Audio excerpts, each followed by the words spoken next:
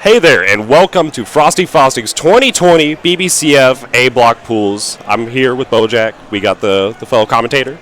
What's going on, guys? I'm NobodyEXE. Welcome back, Frosty Faustings 2020.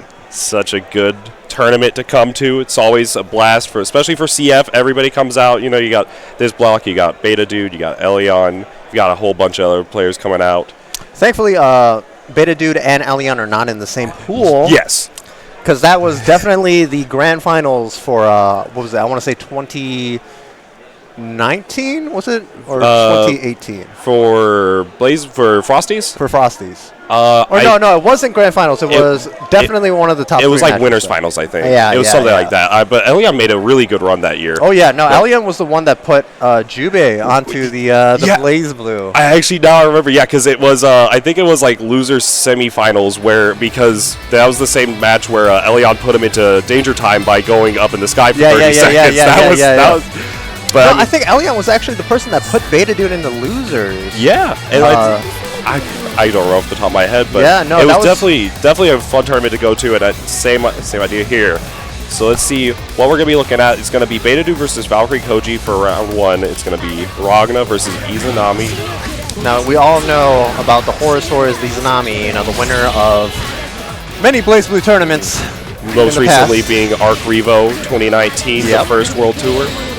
So we'll see how, you'll see how Valkyrie Koji is not something that you can really sleep on. He's a very strong player in a lot of regards, and he's definitely was a very strong character. I'm curious how Beta is going to do it, because Valkyrie's a little bit more wild than I would say most Izanamis would like, but Beta is going to be the definition of patience. So Beta Dude has lots of matchup experience with Izanami, especially up to this point. I mean, the game is how many years old now, especially going into this new year, but anything can happen. Absolutely. Especially with this character. Absolutely, especially with Izanami's very strong, very good tools to deal with Ragna in a lot of situations. We're going to see, but like you mentioned, the matchup experience is going to be coming into play, and I don't know how much experience Koji has against top-level Ragna, but we'll see how it's going to work out. Going to go pick the colors. Let's see. I usually say this a lot, right? If you've played one Ragna player, you've played them all. But Beta Dude is a special exception. This guy is always on top of his game, and he doesn't falter in neutral. Absolutely not. I know whenever talking about a lot of Ragnas, you'll kind of hear how matchups differ with the character. You either hear place your 5B differently and place your JC differently, and that's pretty much it. But when it comes to Beta Dude, he always knows he has the perfect button placement, sort of kind of like Finrich, where he has like really strong button placement and really strong awareness for, he gets a counter hit off a 5B air hit, I'm going to get max damage off. Yeah, and you'll see in a lot of situations, Beta Dude doesn't really like to fall into the scramble situation as much. No, absolutely not. Unless you absolutely force him into that. Trust me, he absolutely knows how to take care of the scramble and prevent it every way. But we'll see with the first round. I like this start just going in. JA confirmed. Now we're going to see take him to the corner. Got caught with the JD. Now we'll see what the corner round is. Instant first. So I actually wow. That was a really risky DP. I don't think he meant to do that, honestly, because at that point, Valkyrie was actually on the other side, and the DP just randomly came out. And right there, you see that 6A on wake up. Yeah, that 6A going to get the full corner convert, and we're going to see what the Oki looks like. Ribcage, no fireball. Oh, that had to be misinput. Yeah, no, that was a little bit too high for the up roll. Izanami. Ooh, yeah, went for the safe jump, but didn't respect it. Went for that 2B and going to get caught for it. I actually like what Valkyrie did there, because that was a delayed wake up in that situation. Yeah, he definitely timed it so that way Beta would probably try to go for a meaty. Nice skull placement. Oh, but it's going to get hit. Danger time. Yeah. That 100 meter, this should be the kill, maybe. Now, for people that don't understand what danger time is, do you want to explain? So, the first part is you take more damage. That's just universal. Yeah, but the second part is you are not allowed to barrier anymore. So you are not allowed to block in the air against air unblockable. Yeah, because with the way a lot of BlazBlue works is that while you're running, normals can be air unblockable, so whenever you run out of that barrier, you're going to be caught out. So a good thing you'll see a lot of strong players will use against Izanami is once they are in that danger state, that you're going to see a lot of air unblockable resets. And we'll see what Beta Dude can do about it, but right now he's just taking the full control. Oh, baited the burst. So a lot of people won't realize what's happening with Beta Dude in this matchup, but you can actually see him instant blocking a lot of those airstreams and DPing pressing a button. Creating a lot of these gaps due to the fact that instant block does reduce it like that. 3 frames where you see how Koji's going to handle it, but right now going to get the corner OP, or rather the mid-screen. Ooh, nice bait on the DP. So the one thing that a lot of Izanami players like to do when they pop that overdrive is actually go for that corner combo. Unfortunately, due to how 3C works with Izanami on a lot of spacing issues, they actually end up crossing under them and dropping on the other side. Yeah, so you have to go for some on-the-fly kind of mix-up, because you can still get the fireball, but you're a little bit too far away to get a comfortable tech chase. So, but we see Beta Dude going up the round, or the game. Personally, in those kind of situations, as an Izanami player myself, I don't like to go for ribcage in that scenario. You don't really have a lot of time to set up for the fireball and the ribcage. Yeah. But something like that is much better, where you're going for the fan and you're getting the mix-up there. Gets poked by the mid, and RC not able to block while in the exodus state, but set up ribcage and immediately pop it. I like the way that Beta Dude's taking this neutral, is just playing it really slow and just going in whenever Koji wants to fly in and just kind of check in with these JAs, these 5Bs. Goes for the air throw, but the float. Ooh, very nice. Wow. You actually don't see that often. No, that was a really good bait with the slide, and now going full route. We're going to see what the OP looks like this time. Looks more proper. Yeah, there we go, the proper stuff. And the reset. Okay. Yeah, I like the idea from Beta Dude going for the no-tech, and then just Koji covering that option and confirming for it very well, but now out the DP, that's going to be round going to Koji. I like the situational awareness that Valkyrie is doing. He's noticed that Beta Dude has been instant blocking a lot of the air strings, so he actually fast fall backwards to bait the DP. Yes. He had a lot of good awareness with it, and just going straight off that confirm was just enough to get the kill. Yep. Now, a big thing about Izanami is dealing with air skull. It's so difficult for a lot of characters. You have to be very aware with your headed vuln buttons or like your DPs, and we've seen time and time again where Beta Dude is getting baited out with these skulls. Ooh, I like that barrier cancel from the float. Just going straight down, just going to try to play that neutral. Ooh, that was a little bit rough. And the full knockdown, save jump into the 2A. You can actually see Beta Dude trying to bait out a counter assault with those 2As. Yeah, he's definitely, because we've seen Koji go for a counter assault a few times, and so a habit of Beta Dude that I've always noticed is that whenever you show that he's going to do an option, say burst or counter assault, we've seen it, you can look at this set as an example where once Koji bursted, he's going to recreate the same situation that bait the burst, and like there where he baited the counter assault after he used it in the last situation. So we're going to see how it's going to work out right now. Beta Dude is on set point, but Valkyrie is not out of it. Counter hit, JA. Oh, and the bits to cover the option off the Look at this instant block from Beta Dude. Yeah, that was actually really good. And a thing to note with instant blocks, you get a lot of meter from it. So using that option, and the 2B to go under JC, you'd love to see it. That button still has not changed. It is so good. The very scary situation for Valkyrie right now, where he needs to regain a lot of his barrier, but Beta Dude in the same situation as well. Yeah, they're both trying to fight to see who can kind of get this barrier back oh, faster. Wow. Ooh, the air reset. Oh, and JB catches, you have to burst that. Yeah, because he was going to go right into super. Slide into 2B. Wow. You gotta love that button. I still to this day. So they nerfed it from 1.0 CF. Remember how good that button used to be? I used to abuse it so much, and I still do. I hate to see it, but at the same time, using it really well in that situation. And we saw Koji kind of using a lot of, like I kind of mentioned in the preface, where Koji is a little bit more wild player. You're kind of seeing a lot of these like really, dare I say, odd options, but working out in his favor. Oh, and the reactionary overdrive. Yeah, if you overdrive an overhead, that is confidence. Yeah, that is straight up reacting. We've talked about it a bit with Beta Dude where whenever I play sets with him, I'm going to pause you right there because Valkyrie just did the bravest thing I've ever seen a man do, where he actually just 2B'd in plus range. I mean, he's going to low profile a lot of the options, but we're going to see the pickup. He actually low profiled a 5C or whatever the hell that button was. Because that is absolute madman. Izanami is the Ponga expert. He's going to be low profile and everything. But see, bait on the super. I don't know if Beta should try to cross up in that situation. I'm not. But that should be death. Yeah, absolutely. There you go. Yeah, you've seen with Beta Dude, whenever he plays sets or whenever you see a lot of the situations, he is so good at reacting to overheads, and I'm like, okay, well that was a good overdrive OS. He's like, no, I just have he has a macro for it. He just slaps it anytime he's like overhead, tick reaction. You see, caught the backdash with that 5B. Yeah, Ragnar, one of the few characters. Well, I wouldn't say few characters at this point. One of the easier characters to catch Izanami's backdash just by sticking on a 5B. Yeah, because the way you're able to dash cancel and micro dash that 5B is just so good. Oh, Gauntlet Hades. Yeah, that's if you don't block Gauntlet Hades, you know, that's definitely a match.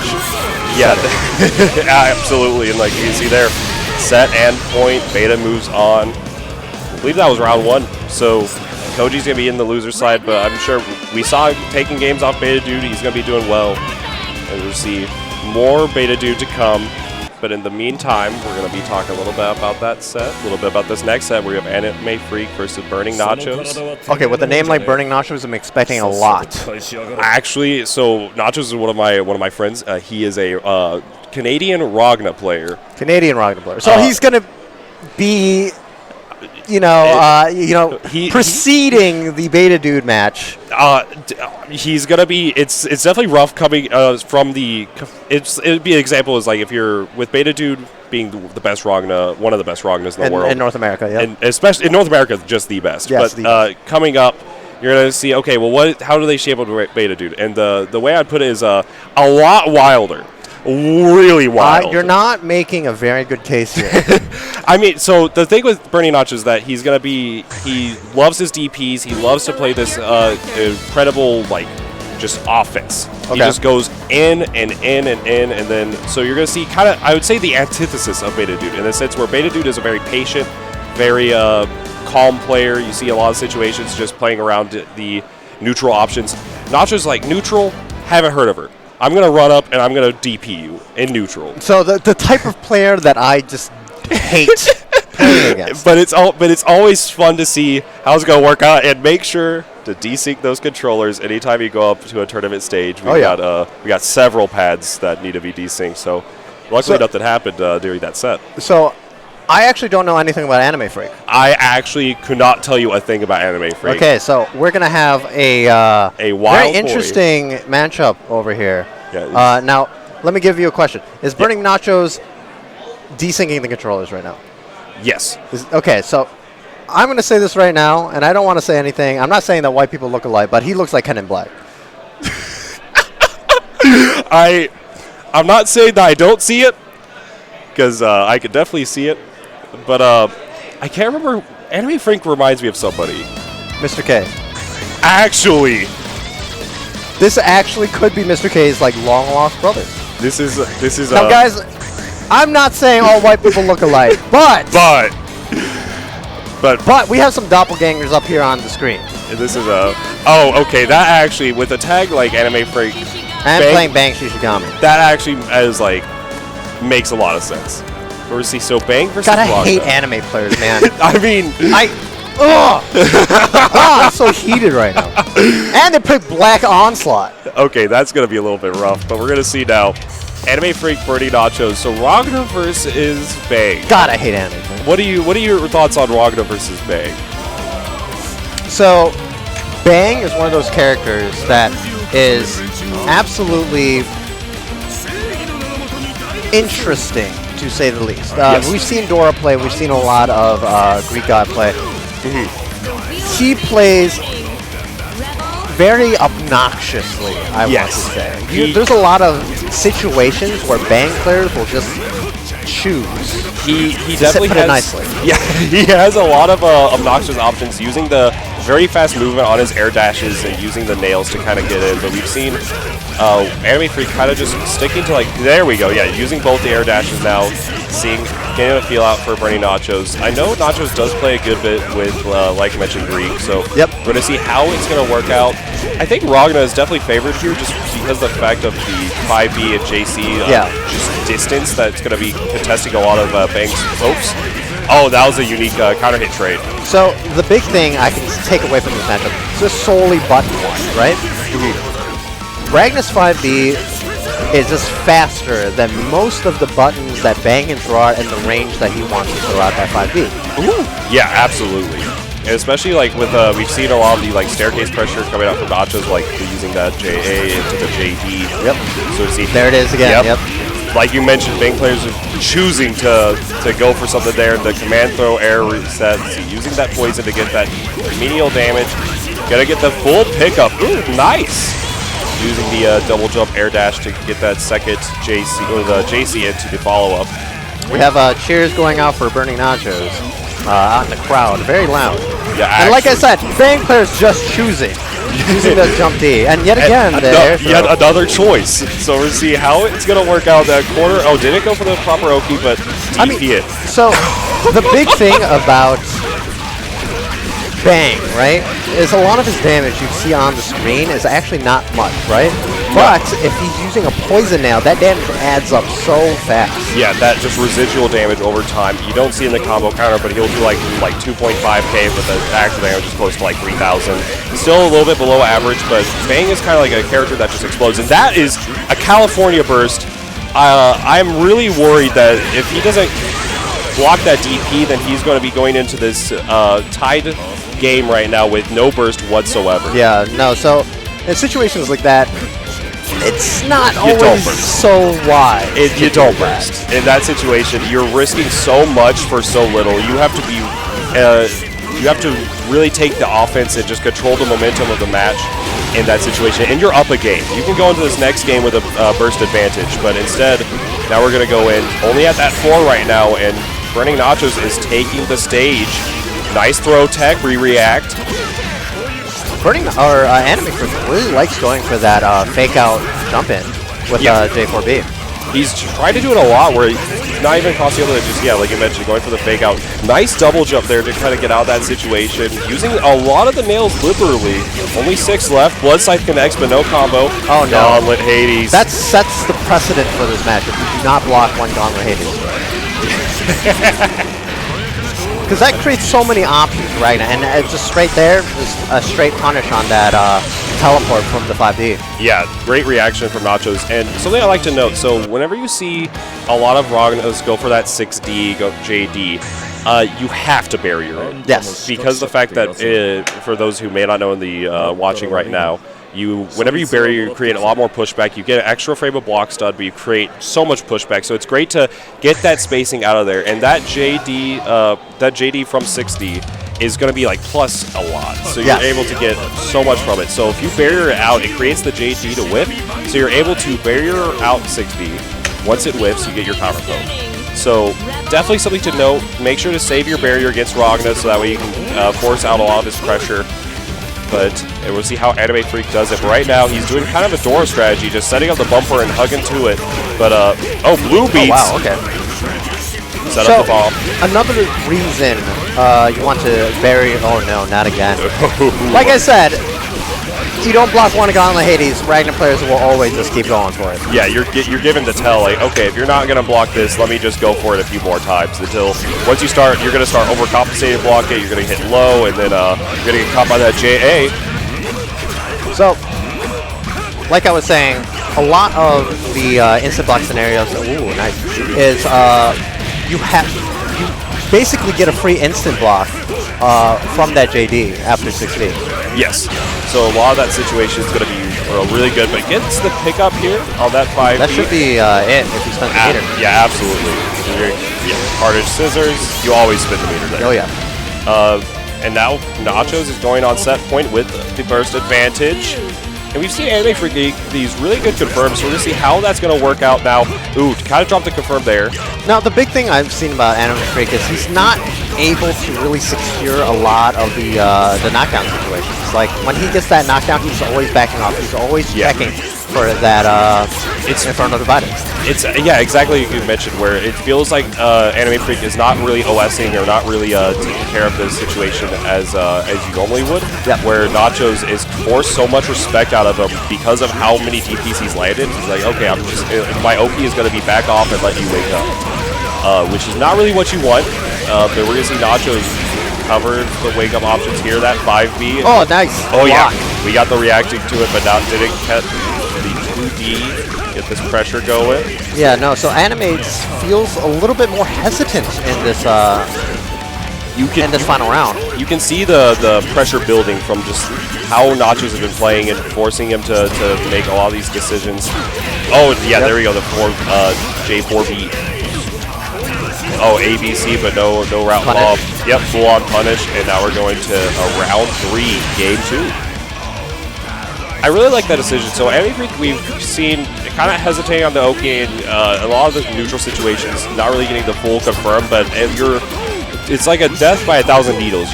As long as you're able to open them up and get just the little chip damage or the little combos here and there, you're going to be able to get a lot. But now we're really overcompensating with the barrier block there. And now has very little barrier to Nachos' full bar. Arrow blockable. So another thing is, if you block that Gauntlet Hades, you get a free punish 100% of the time. Yes. Especially with a character that has a fast 2A or like a low 2A, a lot of characters could just block the first part and then just whiff 2A. Oh, so no, that's the other overhead. Yeah, you're going to get caught by a lot of these here. Messes up the micro dash 5C. We'll see. Crouch confirm for that 6C, and there we go. Yeah, Animate, no barrier. Yeah. Or it's slowly regenerating, but his burst is definitely not coming back anytime soon. Oh, yeah, and that's not a safe jump against that amigo. We'll see what the pickup one of the better is. supers, reversal supers in this game. Yeah, it's really fast. It's definitely extremely punishable, but in a lot of situations, against safe jumps, it can really test whether you're doing it right or wrong. But now we're going to see 3 nails left on deck and very little life, and that's going to be it, actually. Yep. And there we go. So Nachos takes it 2-0 over Anime Freak. Wow, Nachos actually breathing a sigh of relief from the game. Whenever you're fighting Bang and you're getting caught with these like air command throws, you're getting caught by like these drive explosions or anything like that, I would have a sigh of relief too. Just not dealing with these Bang choices is just Bang choices are definitely very obnoxious to do, especially since if you block the 2D, he can just jump cancel. Exactly. So you're just saying there like, just let me just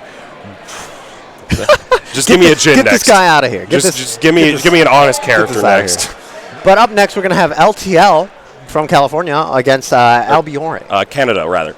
Yeah. Oh, so Canada. I'm sorry. He is our resident Canadian coming down from the land above to go. So LTL is a really strong BB tag player. He does play CF. You know, you gotta. He also plays Exerd as well. Yes, Biken and Exerd BB tag playing a lot of teams, but in this game he used to play Relius. Said, I'm the really kind of like his side game, so he's going to go a little bit low maintenance and pick Ragna, but then said, you know what, Ragna is not fitting my style, let me just play Bullet. Might as well. Yeah, man. so he's like, you know what, I don't care what anybody says about the character, strength and whatnot, it fits my play style, and that's the most important part. If you're able to kind of use find a character that fits your play style. Yeah, use what comes naturally to you and just able to take control from there, it's going to be great. So LTL. The one thing I will say about LTL is he needs to get a haircut. He definitely is rocking the 80s style. Yeah, the 80s hair metal. But we're going to see how it's going to work out. Oh, I mean, no. LTL God, this matchup is terrible. Oh, God. Holy Christ, this matchup is bad. I actually, So Bullet, her dash, right? And again, okay, so in this game, there are characters that can run, like Bang, Ragna, Jin, and then there are characters that dash, like Bullet, Hazama, Carl, Azrael, Izanami, but... So we're going to see how Albor is going to I don't know why I said Izanami. Yeah, I was fun. But we're going to see how Albor kind of takes it from here. I don't know really much about Albor. I mean, obviously playing Kokonoe, but right now is just getting attacked.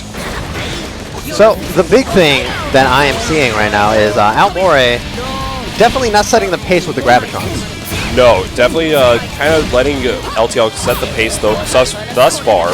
Nice use with 6B and gonna get the full round. Yeah, that's just a straight perfect. Okay, so in this matchup, if Kokonoe sets out a Gravitron against Bullet, she can't move. Yeah, it's really difficult to move. You have to rely on those D moves there, but with the right spacing. What in the world? Just got caught by the DP? Okay, but let's see. Oh, it block fatal counter with Bullet. Level 3 heat. You died, amigo. You're actually just dead. Super dead. Pop the OD. Nah, he's not popping the OD just yet. Oh, that was supposed to be that's it. A double perfect right there. Yeah, that's this is a bit rough. Okay, Albor, if you go back and you rewatch the set, or if you have somebody at home, I want you to take a second to check your phone and tell yourself, I'm Kokonoe. I have 3C and I have Gravitron. Yes. Those two things make this matchup absolutely horrifying. We saw the 3C, but it was a little at the round start. I wouldn't really recommend it. But in the same regard, really, you want to play defense if you want to catch the DP. Oh, okay, LTL is popping off. He's kind of feeling some kind of way. Yeah, so nice jump cancel on the 6C. Albor is just choosing a lot of scenarios where he should not be pressing buttons. There's a lot of counter hits going on. And Bullet is one of those characters that actually has pretty decent damage off any straight hit. Yes, so Bullet, without heat levels, kind of does a little bit subpar damage. Once you get that one level of heat, your DP becomes a combo tool. You get a lot of reward off of it. And then with level 2 heat, you're doing fatal counter 5C situations. It is just tons of damage. And LTL going to the rodeo, getting the pickup. Oh my goodness. Like you mentioned, picking the buttons in the wrong spot is going to be a ton of damage here with the corner. Going to take it back from the side swap here. PD2A. Oh, that was supposed to be an overdrive too, but got bursted. Now I think, okay, so the Gravitron is out now. Yeah, that was exactly what you need to be doing. Okay, you go for the 720 into the 360. I respect it. I definitely respect it. Okay, LTL is feeling away. You actually saw that LTL was choosing just not to move because that Gravitron was out. Yeah. And that is the power of a Gravitron, I hope you know. Yeah, you have to, with the Gravitron there, like you mentioned, limiting the movement so well, and just LTL just going to the rodeo here and taking Albor out. Dead cat. Yeah, that was a little bit rough. LTL definitely feeling himself a little bit there, just choosing the neutral situation to crouch block and DP, or going for like the air command throw. Yep. So I mean, in those situations,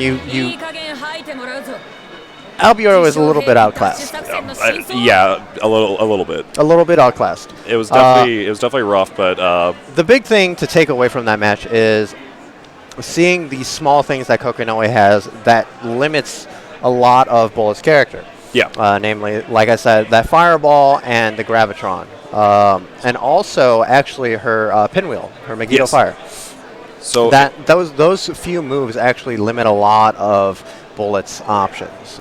She has a great anti-air, but you don't really need to be jumping against her. If you're controlling the neutral with the Graviton, the 3C, and using just like spacing from like your 5B or anything like that, you're just setting down a trap and just going away. You're you have so much you force Bullet to come to you, but she can't move. Yeah, you're forcing Bullet to come to you, but because the Graviton is giving you a place, and because Bullet neutral and Bullet speed are two things that aren't really words, they don't really go together. She has great damage, really good buttons, and some amazing safe jump setups off of her knockdowns. Yeah, absolutely. But her movement is, like you mentioned, with using that step dash is going to be a little bit restricted, and then especially with the Gravitron out, and then her ability to because that movement is restricted, the neutral is going to suffer for it. So you're really playing more of this like more grounded based kind of wait for the opponent to come to you. But if it's Kokonoe, you don't wait for them to come to you. You're forced to. Yes. You're jailed. But we're see now Platinum versus Ragna. Bernie Nachos back on stage. Dad mad. Dad mad? The Platinum player? Okay. I really like his gamer tag. Oh, okay, nice. That's actually a pretty decently hard link with Platinum after that overhead. This is just optimal. And item awareness too. Pogo knockdown, get the bubble. Yep. Now we're seeing. Now, Platinum's actually one of those few rare characters that you don't see often anymore, ever since CP with the advent of Pops. Yes. This, especially at CF, you have very few Platinum players kind of representing, but Platinum is still a pretty decently strong character, has a lot of options. She's so obnoxious to play. Absolutely. That's the big thing, is that the obnoxious nature of like the items and setting up, like, for example, like within the frying pan, you get the access to an instant overhead. And honestly, pretty good damage if you have the, like you mentioned, the tighter links, the better routing. Yep. Oh, and the 3C. Her buttons are actually very, very decent as well. Her JB is obnoxious to deal with. Her 5B is absolutely huge. JB has like, I think it's like 10 or something active frames? Yes, it's absolutely ridiculous. And she has access to one of the few air stalls in the game as well. Yes. She can stall her momentum in the air. She can create a lot of situations where she's forced to take a almost an RPS situation. And we spoke a lot about Platinum there, but really did not get to play that round. Yeah. I mean, he was showing a lot in that beginning with that overhead into that very hard link. But Dad Mad definitely falling short from burning Nacho. Yeah, in that round, you definitely saw a lot where Nachos was feeling a little really comfortable in neutral. I mean, if you let a Ragnar player feel comfortable in neutral, like that's rough. Rough. Also, there was like 3 or 4 unblocked Gauntlet Hades. Which, again, like you mentioned, once you have that tell saying, oh, you're not blocking Gauntlet Hades, I'm going to go in. I'm going to, 1 isn't blocked, 18 aren't blocked. So we're going to see how it's going to work out. I like that more defensive round start from Dad Mad, but we're going to see how it's going to work out in the long run. Caught out for that backdash. Okay, there's that counter. Yep, and now we're going to see the Halo still active, but yeah, if you hit him, Platinum during the, while Halo is out, it loses its hitbox. Now, the big thing to remember is Ragnar's jump C in this matchup, and in every matchup, honestly. So, Deadman's actually been getting hit by a lot of those well-placed jump Cs. Yeah, like, Nachos has been replacing them super well with really strong jump. What in the world? That's what I'm saying. He just ran up. Like, he's negative in that situation. He micro-dashed 5C. He's negative in that situation in neutral. Granted, after a counter-hit counter-assault. Yeah, and you're like, you know what? I'm back in there. I mean, honestly, if you think about it, if after counter soul, a lot of players are going to be going for that like dash in button. So if you know that that's going to beat the range, then go for it by all means. But speaking of going for that, Inferno Divider caught out the backdash. That man's been getting caught out a lot of backdashes in neutral. I'll try to cut to a roll tech there. I actually think he tried to counter right there in that situation, but probably didn't have the charge for it. More likely not. Nice side switch. Yeah, here we go. Yeah, Deadman's actually showing a lot of what Platinum can really do. Yeah, like, Deadman has, like, the routes on deck. Like, you can definitely see he's kind of got that going on, but whenever it comes to, like, these neutral situations, kind of falling short, but at the same time, if you can limit these neutral situations to the utmost degree, then you're fine. That is 2 blood sights to contest for the projectile invincibility. And Gauntlet Hades. That's the burst. Throws the Halo out. Let's get that hammer. Yeah, get the hammer for the... Yeah. That was actually kind of cool. I didn't know that happened. Yeah, if they're standing, it's a... Or if they're grounded, rather, it's just going to be... No, I didn't think that Halo was going to hit. Oh, yeah. It was a good call there. Nachos moving on in the bracket. Dad Mad going to be down to the loser side. See him getting a laugh out of it, and that's the big thing. You come out of these tournaments, you know, it's definitely a competitive environment. You want to do well, but it's all about that fun. And if you're having fun, that's the most important thing. So you can see definitely they enjoyed their set there. So the big thing to take away from that match is, honestly, Dadman was showing us a lot of what Platinum could do, but he was definitely suffering a lot in the neutral situations. Just getting hit by a lot of Ragnar straight buttons causes you to lose a lot of life. Yeah. Who would have thought? Especially like counter hit JC is like 3K. One of his best starters, honestly. It's really good. Even getting anti-aired with it, like, or air-to-air counter hit with Ragnar, it's like straight. You're going to the corner, and you're eating like 3.5 to like 4K. Yeah, at least like 3K from it for most any route. And we also saw a lot of situations where, because the fact that it felt like where Dadmad kind of was struggling was that neutral, and then also on defense. Yes. But once Dadmad kind of got the offense started, you can see Nachos get a little bit shaky, you know, try to go for it a DP, but then getting punished for it. A lot of situations that really worked out in Nachos' favor overall, but I feel like if Dadmad, that's the big thing Dadmad needed to work on was that neutral in the matchup. I mean, neutral against Ragna, especially the character like Platinum, is a little bit strange. His 5B, absolutely obnoxious. Well-placed 5Cs, jump C. We saw that jump C coming out so much. Oh, yeah.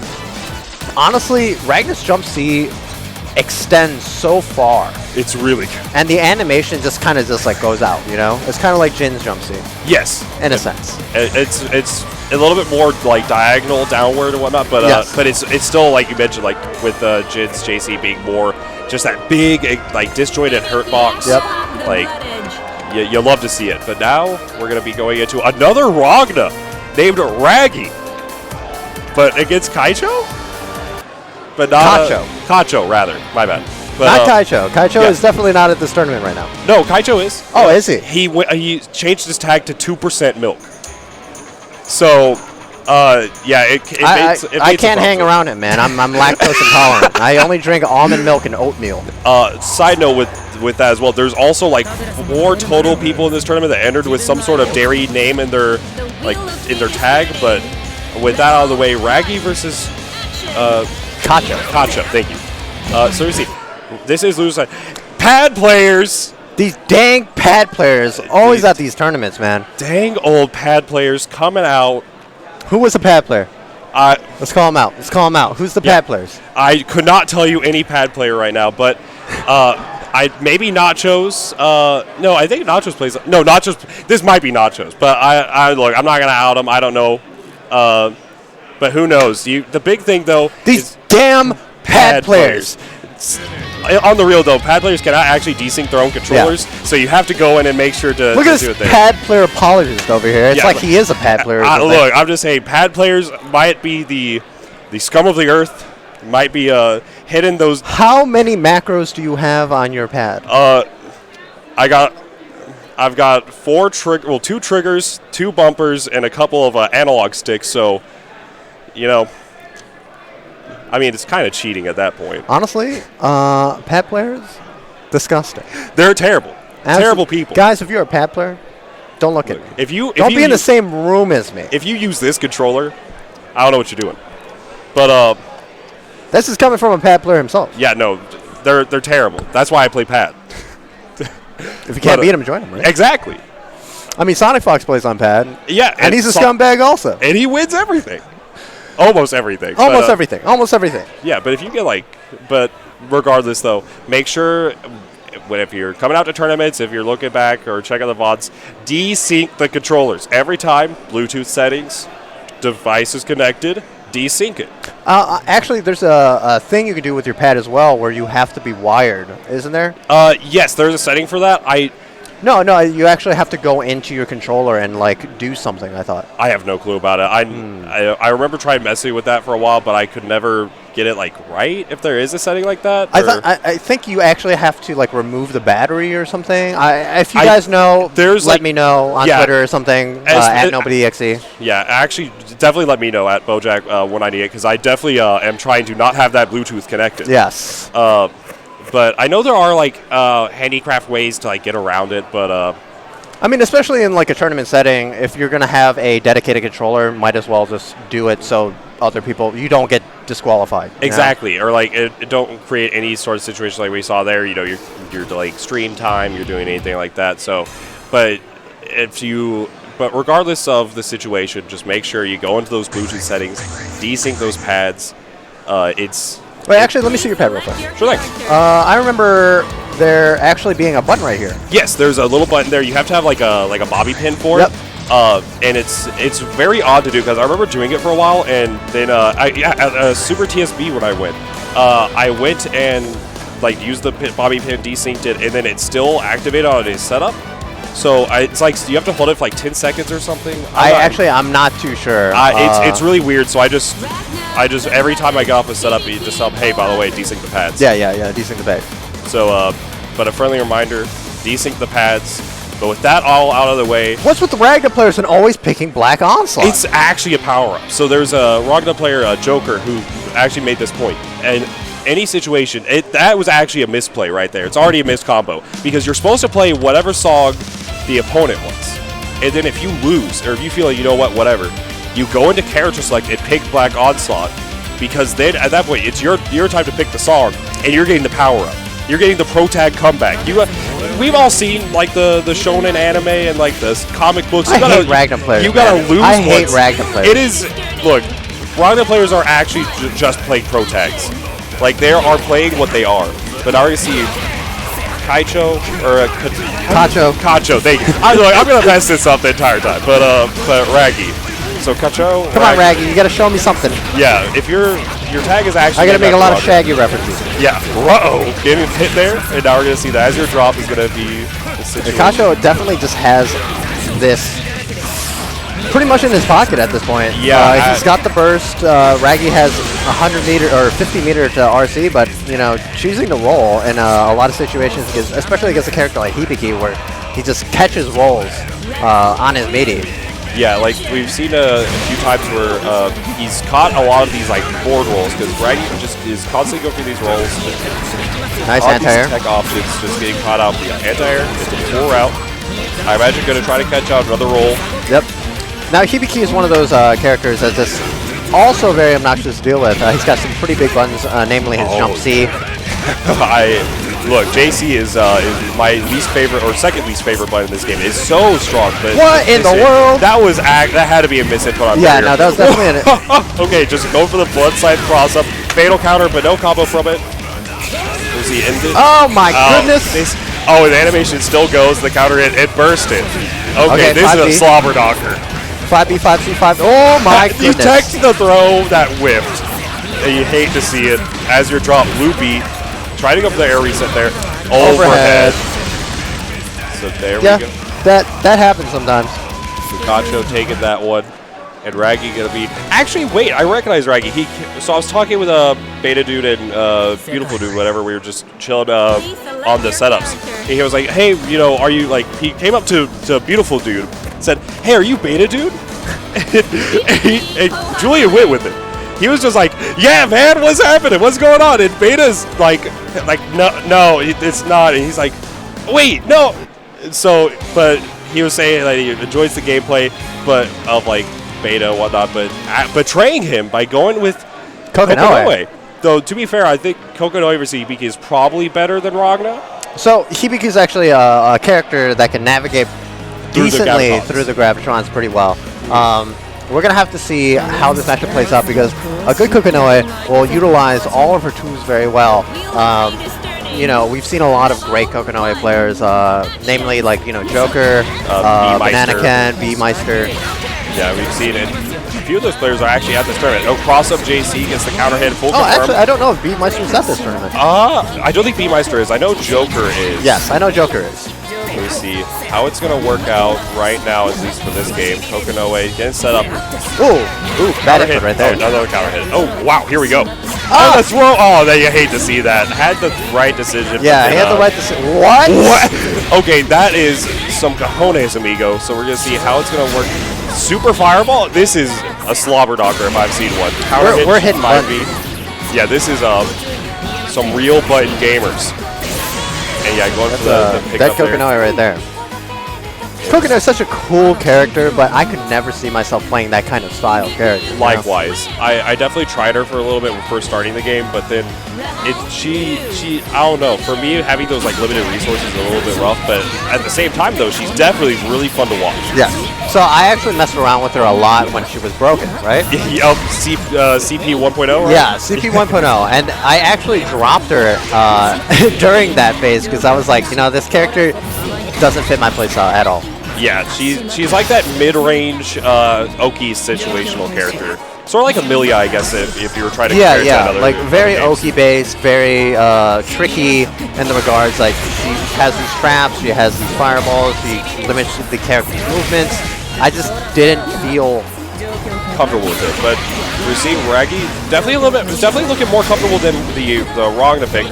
But at the same time, I'm kind of curious. So you mentioned with the last Kokonoe, you mentioned a little bit about these Gravitons and setting up with like fireballs, but I don't think Super Fireball is the decision there. So Super Fireball is kind of like this, I want to get back control of my turn. Yeah.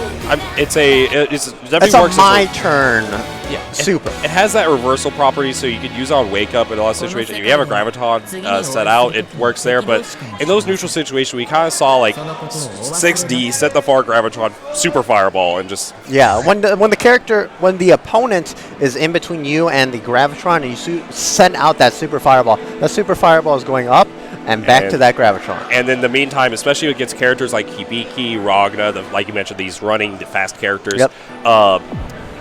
you're eating that 5B. You're eating a 5B, you're eating a 3C, you're losing space. Yeah, a lot of situations you really want to be careful where you do that. But here's a match that I'm really excited for, actually. So Days, formerly known as 13 Blades, Jin player coming up against Elian. The cat man himself. Yes, the cat boy himself. But 13 Blades, a Chicago local, is definitely one of the Jins to look out for in the U.S. Yes, very strong player. I know his folks have been on tag for a little bit. Both these players have been playing a lot of tag, but and they're both pad players, so they're disgusting, and you should never talk to them. But they desynced the controllers. Yes, they did. They watched, they learned, but at the same time, so we've seen both players are really interested in tag, but at the same time, they have not put CF down. They've only played. I mean, Elian got 4th at Evo. Yep. Like this past Evo was not one to wiggle your nose at. There's very strong players coming out. So who ended up winning that actually? Utah, yes. Utah beat Finrich 3-0. It was I had the pleasure of commentating that, and that was one of the craziest sets I've ever seen. Yes. But hopefully this is going to be up there. So Jin versus Elian's Jubei. That's something because Elian is really the Jubei to look out for, and a lot of tech that's been created for this character is by Elian. Yes. So I catch myself all the time mixing them up, kind of like Daigo and Ryu, where it's like Elian and Jubei. Well, I mean, Elian is rocking the yellow hoodie right now, so I think is he cosplaying Jubei right now? I think it's like the mix of like a Kill Bill combined with Jubei cosplay, but so this matchup is really interesting because of the fact that Jin has really good crouch confirms, being able to go into... He's probably one of the characters that has one of the best crouch confirms. Yeah, because you can get into that 6C, 2D pickup, and you get a full route from it. 6C, 2D, or, just go into 6B. Yeah, actually. So there's a lot of routes that you get from it. Jubei takes a lot of damage from Jin. Yes. And I remember when Jubei came out, everybody was thinking maybe this matchup is not that good. To put it nicely. Yeah. Oh, button check. But... yeah, like Jin, Azrael, I know a few of these other characters with really strong crouch confirms where people are saying, this might be a terrible matchup. But Elian has shown that he's really strong at navigating the neutral and navigating around these huge button characters. So we're going to see how that's really going to work out. But at the same time with Elian, he's just really, really good at just staying consistent while consistently knowing which options to go for. Oh, he's picking Hibiki, going with the old character? Interesting. So maybe he really doesn't like this matchup. Maybe actually, but so Hibiki was his character before Jubei came out. Yeah. And he still is doing really well. I believe he won a couple of KITs with Hibiki or a few other tournaments, but really strong. I know he's been working on it as well for bad Jubei matchups, so this might be one of them. This is really interesting right now with the neutral because Days is putting a lot of respect on Elian, while at the same time Elian is whiffing a lot of buttons. He's trying to do the backdash right there, but Hibiki, like we were saying, has probably one of the best roll catches in the game just by hitting 2BB or 5BB. Yes, because you can whiff cancel it into the follow-up is meaty. Oh, this is a little bit of a slot blocker right now. Going for a lot of whiff 5Cs and the JA pickup. Hibiki, one of the best knockdowns in the game from that Izuna drop, actually. Absolutely. He gets a lot of good OP situations from it. Rapid gets caught, and now we're going to see the combo here. Oh, Blue beat it, though. And gets Izuna So 13 Blades is probably trying to go for a lot of situations where he can test where he can delay tech. Yeah. Which, in all honesty, against Hibiki, I would not really risk trying to delay tech that much. You can definitely use it once or twice to kind of throw off Elian from his game plan, but a lot of these situations, you just don't really want to go for it. But, drops the follow-up. Oh, the parry, fatal counter? Yeah, that's a big burst right there. Yeah, absolutely. I don't blame him. And now Daze is on the life deficit, going to go a little bit lower now. And Elian with the game point and the life lead. This is looking like his game to win. But we'll see what this pressure looks like. Caught low, full confirm, saving that 3C for just the right moment. And now here we go. Zuna drop, but no meter to RC. The wake up DP.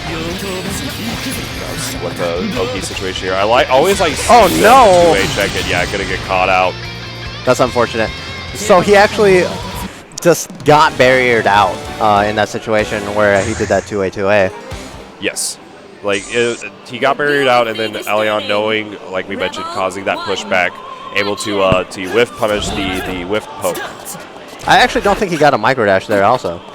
I don't think so, actually, yeah. Yeah, which is very unique from 13 Blaze, because he's definitely one of the few people that is just really good at combos. Yes. He's one of the finest when it comes to execution, and then but in this situation, he's not looking really comfortable against Elian's Hibiki. Gets caught out for the backdash thanks to that JC, like we mentioned, very strong player. Oh, no throw tech. Nope, no throw tech. They're going to get caught out. So knockdown. Let's see what's happening here. Got him. Yeah, Guard Crush going to be going in here. Now, a lot of people actually don't see Guard Crushes that often anymore since they changed them. Yes, they're still really strong, but in a lot of situations, they are going to be incredibly minus on barrier. Yep. So it's you're risking a lot, and barrier is such a common thing to use as well. So it's really going to be noticing opponent's defensive habits and just abusing that.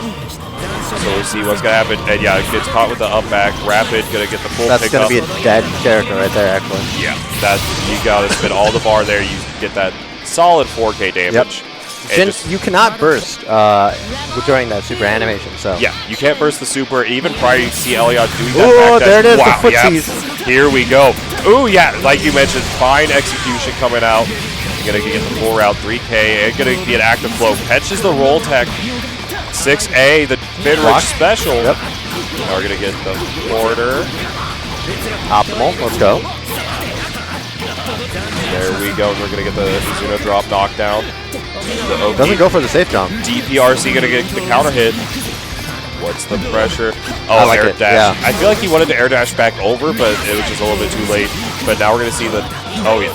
Oh, and bait the DP. You gotta check Elian. Elian is a very strong player and a very consistently patient player, but he has a lot of these wild boy tendencies that will come out. I mean, we saw a lot of the random air throws. Yeah, like random air Izuna drops. It did work out a lot, but... Yeah, and you always got to check your opponent with that, but Elian goes for it quite a bit. Now we're going to see what the plan here is. DP out of the restand. Doesn't block the 4B.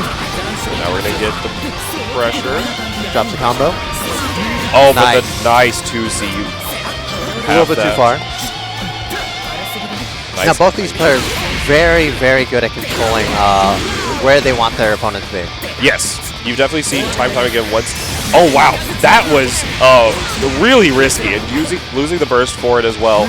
I really feel like he didn't have to go for that risk. But wow, that was a great whiff punish from Elian. Yeah, that actually should be the game. Yeah, that's going to be a dead character. Yeah, that's going to be Elian taking it 2-0. That was really fast, actually. I was not expecting that. Elian definitely played the Hibiki really well. Like you mentioned, in that last situation, that counter hit 5B, really strong showing from him. And just a lot of, like, the routes were on deck. I actually really like what he did in that one round where he backdashed before doing the clone into super. Yeah. Because the backdash makes it burst safe as well. Yeah. So it's just full-on checkmate situation. The big thing to take away from that is whiff punishing. Yes, and we'll have these slides to come up real quick. So we got Anime Ascension. You got $2,000 pop bonus for BBCF, like you're seeing right now. You also got Guilty Gear Xrd, and you got Undernight Inbirth. It's going to be February 14th through 16th. Check it out at the Atrium. Let's see. And of course, check out Arcade Candy Collective.bigcartel.com. You got some collector quality enamel pins and keychain combos. You can get some 10% off if you use the code FFCandy. Make sure to use that code quick. Only lasts from January 17th to the 25th. And we're going to have the C2E2 panel. You've got a lot of these great people from Critical Role. Going to be February 28th through March 1st. You can meet them all, meet, greet, all that. Check it out at c2e220.com/FF. And of course, Frosty gets some Axel merch. Yes. You get 10% off if you use the coupon code Frosty. Remember, guys, all these slides, you're going to be saving some good money. And if Tasty C would say, if you are playing Tekken, what are you doing? You bring the best in Chicago together for some Tekken here. Support the community. Buy from their Teesprings over at teesprings.com/stores/Chicago Tekken. And check them out on Twitter as well. And, of course, New Wave Toys. We got the Street Fighter II Replicade, the 1/6 scale mini arcade machine, and it's only $99.99. And I know a lot of people have been messing around with those small little controllers. You might have seen it on Twitter. You can actually play your favorite fighting games with that small controller. It's really interesting to see. Yes. And here we're going to have Paradise Arcade Shop. You can check them out over at paradisearcadeshop.com. You know, they have all these great parts. You have the silent buttons. You have all these different mechanical buttons. It's kind of like a mechanical keyboard with the buttons, so you aren't going to have that many issues with the buttons falling out or anything. So definitely check them out, paradisearcadeshop.com. And, of course, the Ready Games. Compete in mini-games to win cash prizes. Go check them out on the Google Play Store. Use the secret code Frosty to get a exclusive game with a prize pool of $300. If you guys are into competitive games, you want to win some prizes, go ahead, check them out. And Skullgirls is coming to mobile. You love to see it. All the players are there. It's going to be free on Google Play and the Apple Store. Make sure to check it out. Thanks to Touch Arcade, Mike Z, GGPO, yes, and everybody else for that. And we're going to have more BBCF action coming at you. Exactly. So what do you think about this tournament so far? The matches so far? Yes. We've had, so I really like so far my favorite is definitely the Beta Dude Koji, Valkyrie Koji The Valkyrie, set. yes. That was definitely one of the better paced matches in this game, especially with 13 Blades and Elian as well. Yes, those both had like really interesting situations. I really like the Beidou one because it showed a lot of where Izanami can be a little bit more wild. It shows where Beta Dude can fall to like the baits or anything. Like it was a very neck and neck kind of set going on there. And with Elian and Days, we got to see Elian Tibiki. You don't really see that too much these days, and so we're gonna see. So, speaking of interesting, we're actually going to go cut to a video really quick, guys. Stay tuned.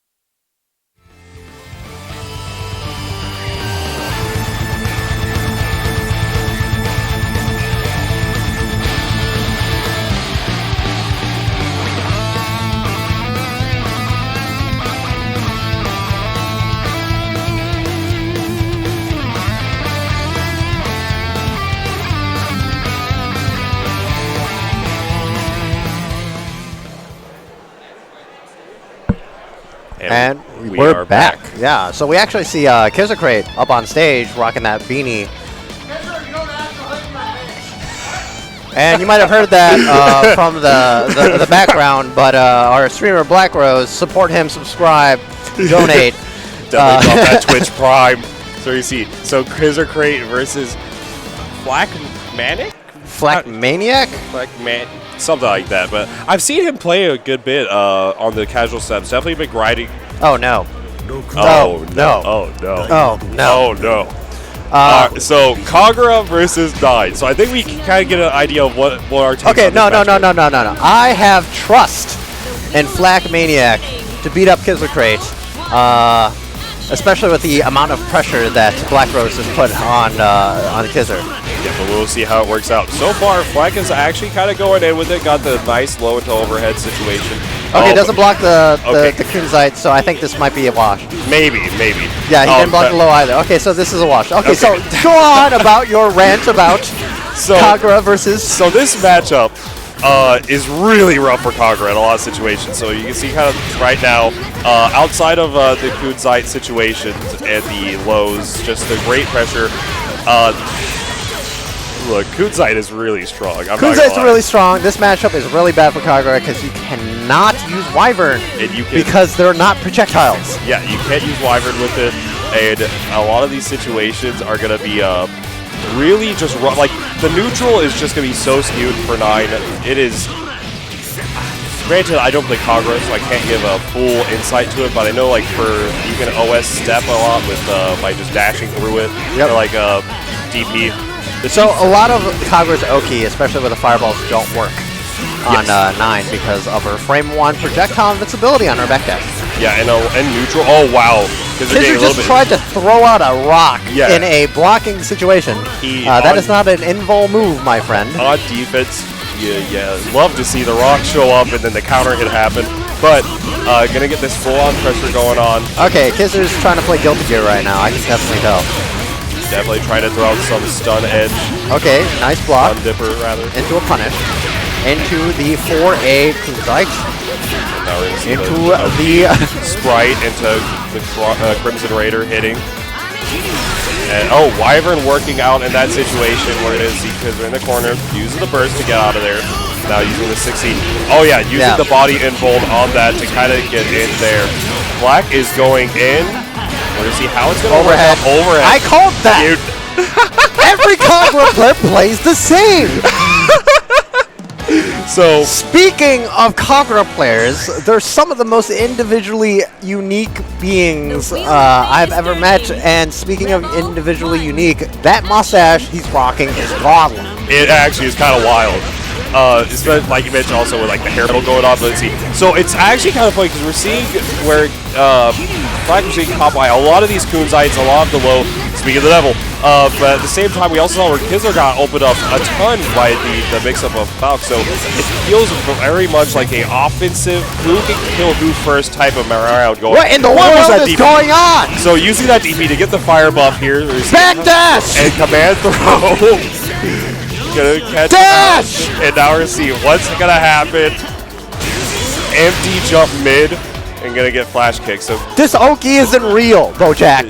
Look, this Oki doesn't work on 9. None of this should be working. It's a very so like we mentioned, this is a great matchup for Kagura. He just Wyvern on wake up. Actually, wait, Wyvern does go through the Kunzite. Yes.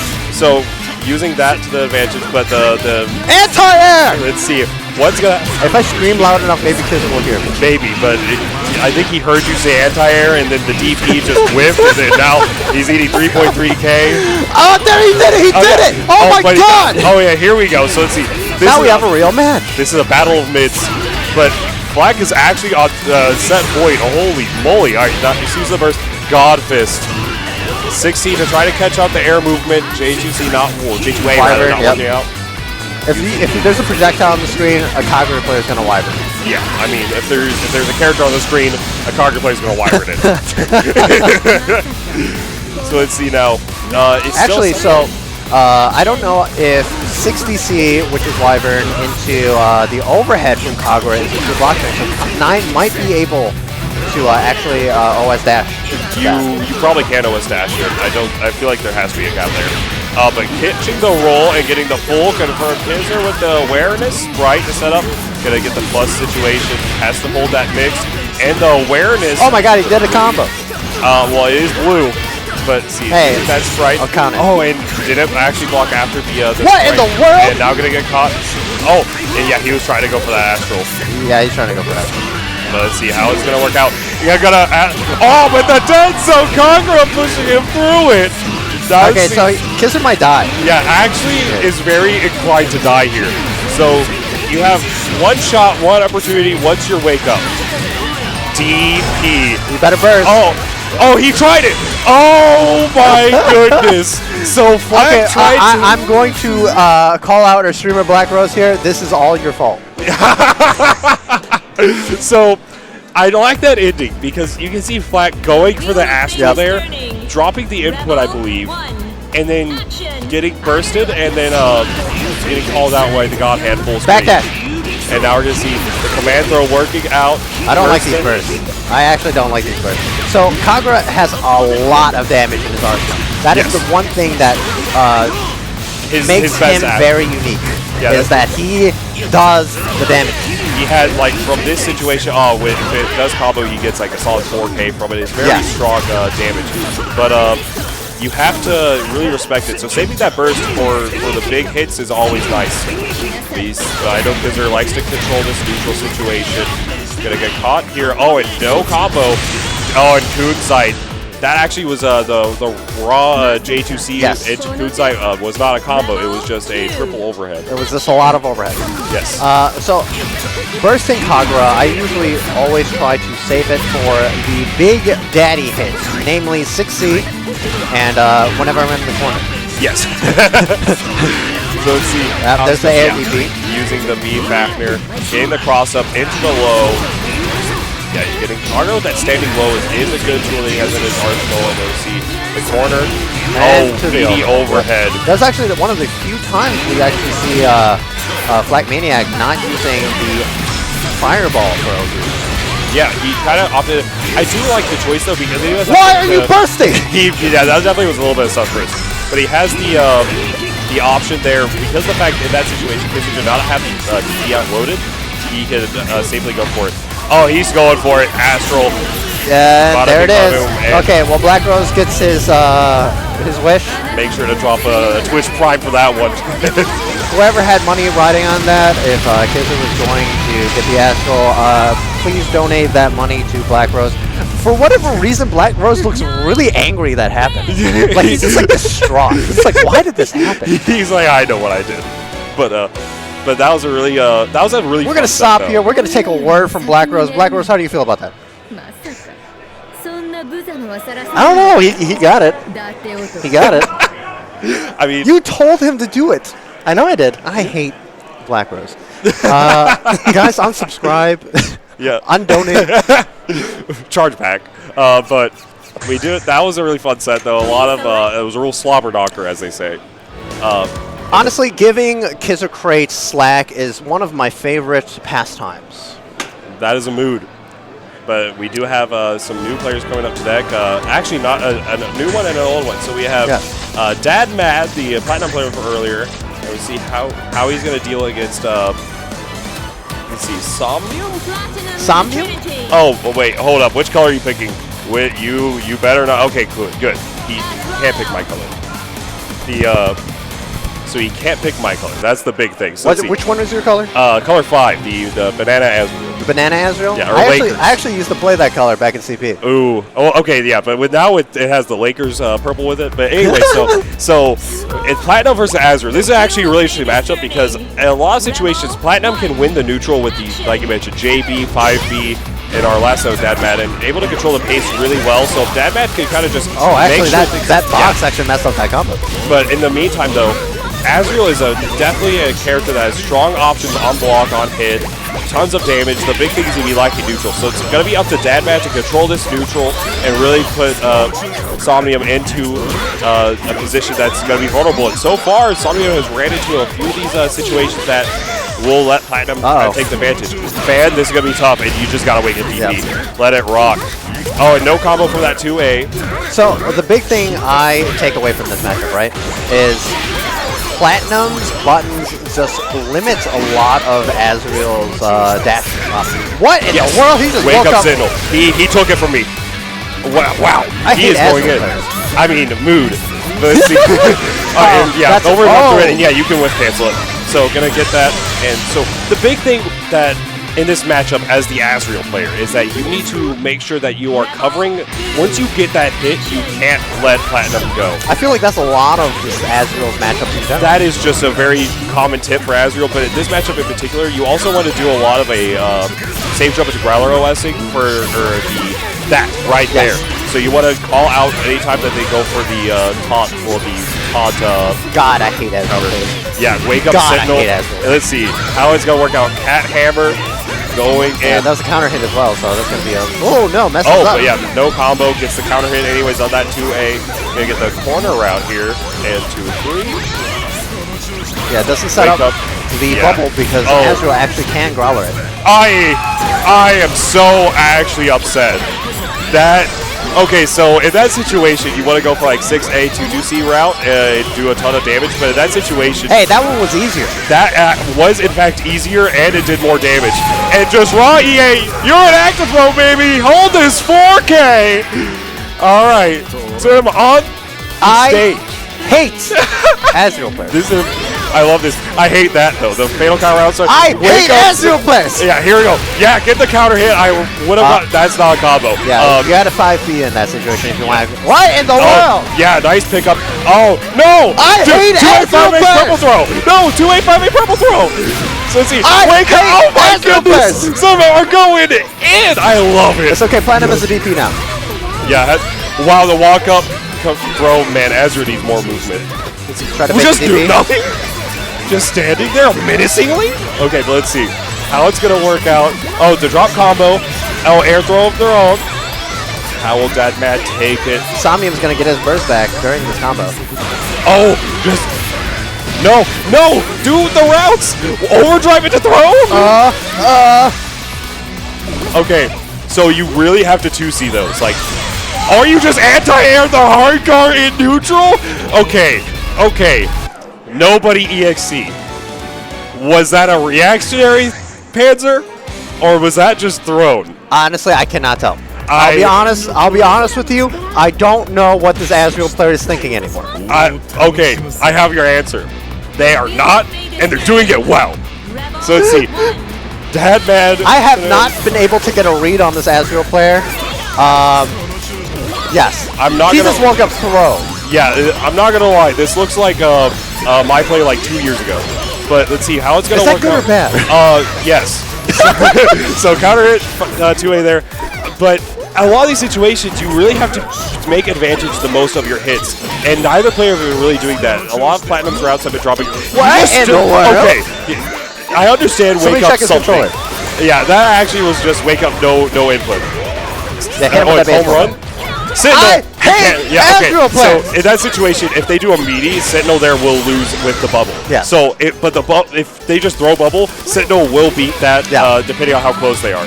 But I mean, in the situation where Dad Mad actually put out that bubble, I feel like the Sentinel would have just whipped and he would have gotten hit by the bubble. Sentinel would have definitely got caught. And missed the jump cancel there. It happens from time to time, but we're going to see what the pickup here is. Oh, JB. What's the pickup? Yep. Yeah, get the full knockdown, roll into the corner, wake up Sentinel dump. You love to see it. Actually, Platinum might be able to just 2B meaty a lot of the situations, and then. Yes. Oh yeah, here we go. Do the routes. That is not the route. Okay, but so yeah, in a lot of situations in this matchup, Platinum can actually 2B low profile Panzer Strike while also doing if you do just OS 2B 5B on Sentinel. So if this is a common mistake with people with Sentinel, they think, oh, it's a reversal, so I shouldn't you shouldn't medium. Incorrect. You just do your low profile normal and then buffer. Because it only has a certain amount of armor up to a certain frame. It is guard point 1 through 10, frames 1 through 10 all, so it can guard point any amount, no million things, but for 10 frames. So you literally, if you mediate with like a low profile option, you're OSing Panzer and you're OSing the follow. So you can go for an air combo. But in like that situation, it's again frames 1 through 10, you're gonna get caught if you're doing it a little bit later. Let's see how it's gonna work out. There's a super cat hammer. Yeah, there we go. A wake up DP, and that's not the option you want to go for in that situation. Again, going for these BD2B is going to be the case. You have Oh, fatal counter off, but yeah, but he traded with the cat hammer. So overdrive through an EA. That's 4K. That is 4K. Hold that. Let's see how it's gonna work out from here. Fatal counter 5C. But next hit kills on both sides. This is a big. Okay, he just throws it away. Oh, he actually. Okay, that was 50. This crowd is getting hyped more than I am. I am. Oh, look, I'm actually so confused. I'm not even gonna front. And a lot. You're confused. That's saying a lot. But so in these situations, so Azrael in that situation wants to run up and juicy those presence while also covering Platinum's options and getting air thrown there. Okay, so in a lot of situations where the present is out as Azrael, would you want to dash Growler? I personally would say that you want to go towards, you want to advance towards the presence while like reacting to Platinum's movement, and then position yourself to where you can just 2C them safely, and then just deal with them. But using the bat reversal there to contest the safe jump is going to take it, or rather the instant air dash. So you see, game point. I hate Azrael players. Ground start 3C against Heartcar is going to be a favorable trade for Platinum. Now see the early burst. How is this going to work out? Caught low. Instant dash JB going to trade. Yeah, Sit on wake up is going to get caught again. So as the Azure player there, you really should be realizing that they aren't, that they're OSing, either they're doing one of two things. They're either mashing on your wake up or they're OSing your Sentinel. I'm going to go with the latter and say they're OSing Sentinel and would stop there. But because that super is going to be killing, the Admat moves on in the loser's bracket. Somnium goes out, or Somnium goes out rather. That was a very fun match. I hate Azure players. I cannot reiterate how much I dislike Azure players. And I'm commentating with you. So here's the thing. Here's the real question. Do you hate like Azure players or do you hate pad players more? Or what about Azure players that play on pad? That's like a double negative, man. I think So it might it's a cancel positive. out. I think it might cancel out. That yeah. actually That's how we're able to commentate together. Yeah, actually. But so Platinum versus Azrael are going to take it there. In the winner side, however, we actually have Santis versus Candle. So, wait. Who, oh, I don't remember the bracket. Santis had to play Diddley, and then he had to play, like, the top seed of their pool, actually. Yes. Who was the top seed of that? Oh, goodness. I have to look real quick. But Candle is a Texan. Elian. He beat Elian? Wait a second. Wait a minute. Wait a minute. Let me refresh this, see if this is up to date. Because if this is winner's side, that means Candle beat. Then this would be winner's finals of this pool. Yes, that is correct. So that would mean that Elian versus Days was loser side. What? I am actually. Is this winners or losers?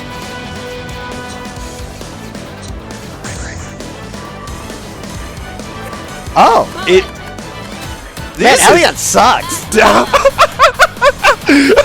Man, Elian sucks. So, if this is the case, if we're understanding this correctly, and that we've been given the right information, this is winners finals of the pool, which is Santis versus Candle, a Texan Bullet player versus.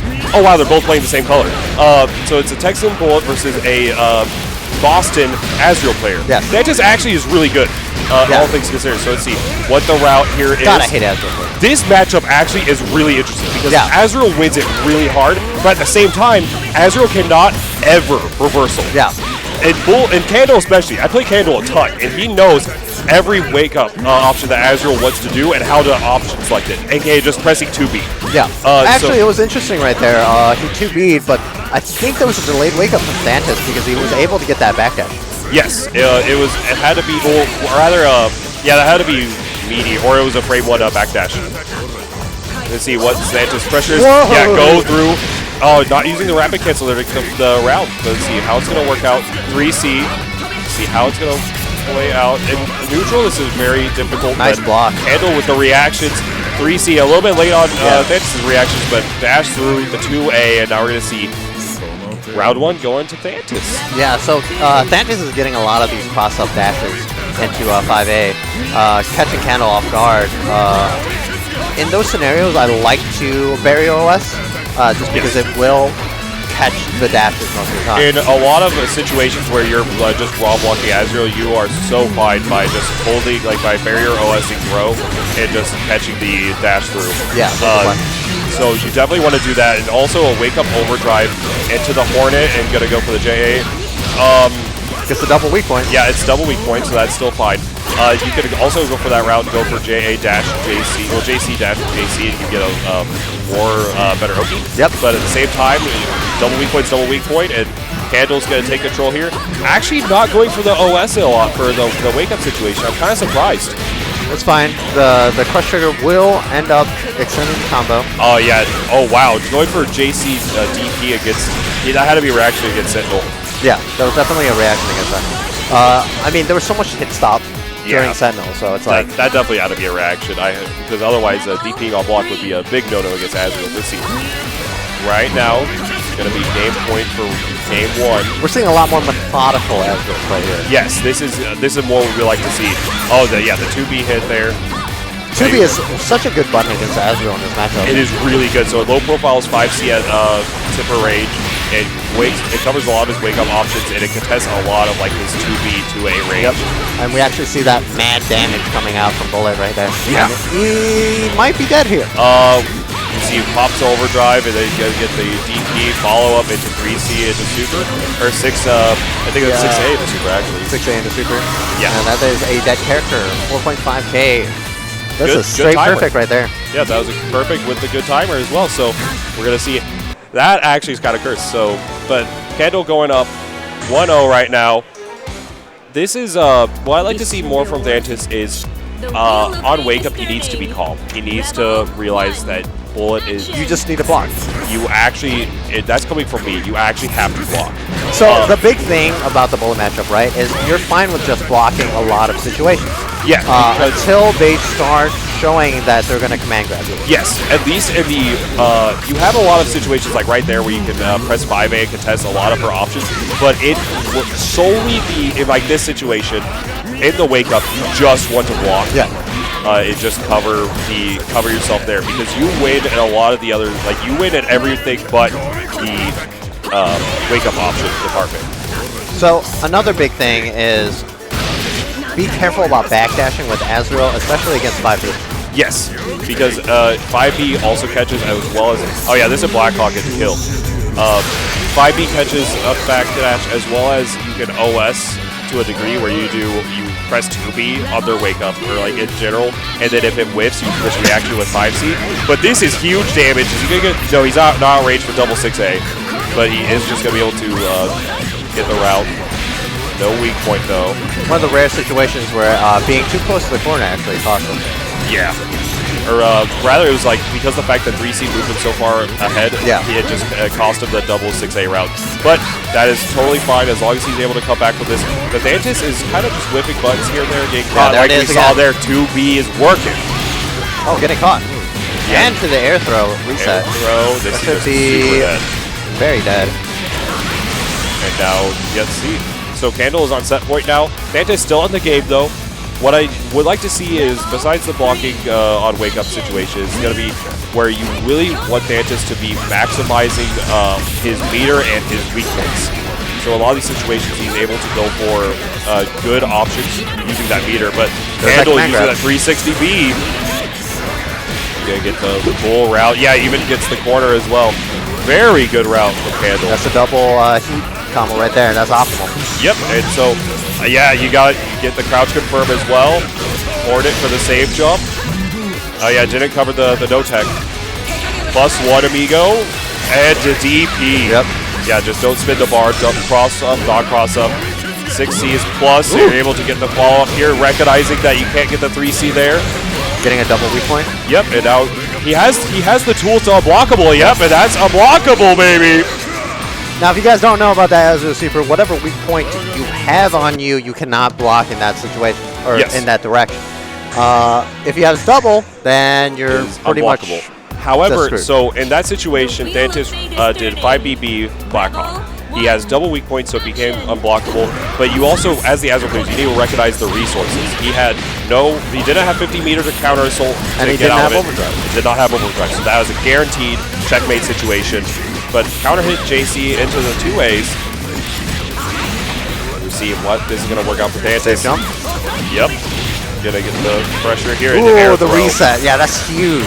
Yeah, that's so much damage. Super damage. Yeah, I don't think you need the overdrive. No, I think he needed the overdrive. Ezra's a pretty healthy boy. That is true. Yeah, he is one of the higher health characters in the game. So 5.3K from a 100 life overdrive. Yes. So that was a good option. He probably didn't actually need the damage. So yeah, meet him in the air, staircase him, and then go low crush with that 6C. Get the weak point. Gonna go for that again. Yeah, I really the bullet 2B placement is really good in this matchup. Oh, that's a counter hit jump C. Bullet's reward from that is huge. Yeah. Oh yeah, overdrive through it. Yep. Kill him. Oh yeah, a little bit too late on releasing. He's been catching Candle with that 6C a lot from the low profile. It's so good because in this matchup, Bullet does like to go for a lot of these like low profiling on 5C and whatnot, but because of that fact, 6C it just becomes that much better. So really, the matchup goes based on how well you use 6C, like how Azra likes to play 5C and 6C. But nice defense, guard crush, but barrier was not. I actually think you could have got a 5B up there. That was a charge crush trigger. Possibly. The nice block is plus, so you gotta hold that a little bit. 6C. Yeah, and Candle is also not anti-airing the 6C attempts. Oh. Yeah, and that is one of an unfortunate thing about her EA is that the range is not great. But Santis, all he needs is one hit, and that's gonna be the hit to take it. So right now, set point between these two. Santis, Candle. Now Candle's gonna get his burst back in this next round. Yes. He's going to have one more shot with that burst, but really going to come down. Santis, if he overdrives, he will have two options here. And yeah, able to block in that situation. Better reversal. And yeah, special cancel from the 5D, recognizing the super, or the overdrive property. He's been checking Santis a lot with these air momentum stops into this fall down button. Yes. Oh yeah, cross up. See. So this is going to be big damage. You have, oh, he tried to delay the Valiant to catch the burst, but not in the books. And now Santis, all he needs is one hit. He's got 100 meter on deck. Any RC that catches it. That's going to be big damage right here. JD does catch backdash pretty consistently. He can't burst a lot of this. Oh yeah, try to go for it. I don't agree with that overdrive. Oh goodness. Catches him again. He's dead. He actually died. No overdrive. Oh wait, he has a lot of heat. Yeah, this is gonna be a ton of damage. Purple throw. Oh, he possibly. So that super, he probably thought maybe this doesn't kill, so he tried to go. I don't know. That was gonna be an added 1,000 damage. That should kill, but didn't believe in it. He's catching him so much with these. Oh, and the 6 speed finally works out for once. That is unfortunate. That is full play, so it's only 2 out of 3. So, don't bet your set winning routes onto pink purple throws. throw. Yeah, on pink throws or purple throws, whatever it is. That you have 30 frames to tech in the. He should have supered, man. He should have supered. Look, even if he's gonna be kicking himself for that one, dude. Actually, like so in that situation, especially so. You do the elbow drop into the super. It guarantees 1,000 extra damage. Yeah. If you think that you need that extra 500 for purple throw, just use the Oki from the super and just go from there. Yeah, because purple throws are not guaranteed unless your opponent just doesn't have his hands on the stick or something. Yeah, unless you recognize that your opponent is like throwing their hands up or like scratching their nose or something. That's me, man. Yeah, that's me. Look, I'm gonna be completely honest. I get purple thrown, pink thrown all the time because I'm always like. Yeah, no, you see, I'm the same way, except I'm the guy purple throwing, because if I notice that you take your hands off, you're like scratching your nose or something, yeah, I'm purple throwing, dude. Yep. Hands on the wheels. But, so so assuming that's winner's side, then Santis is in top 8 winner's side. We'll be seeing later today. In the meantime, we're going to have Beta Dude versus LTL. So Ragna versus Bullet. So we saw LTL play earlier, and we saw him kind of disrespecting his opponent. Mad flexing. A little bit. Just a little bit.